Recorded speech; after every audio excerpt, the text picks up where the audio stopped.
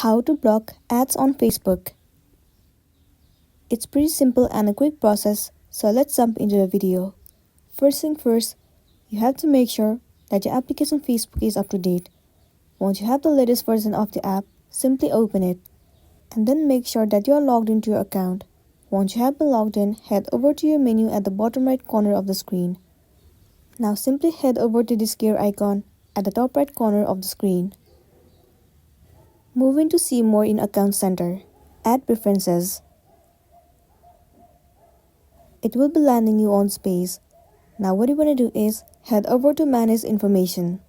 Proceed to Categories Used to Reach You. So in this page, tons of different options will be available to you. What you want to do is click on the option and then you have to set the settings to No. Similarly, you have to do it for all the options. Once done, tap on Save at the bottom of the screen. After that, all of the ads on Facebook will get blocked and then you'll be good to go.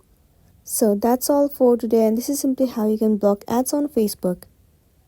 Make sure to smash the like button and consider subscribing if you found this video helpful. We'll see you in the next one.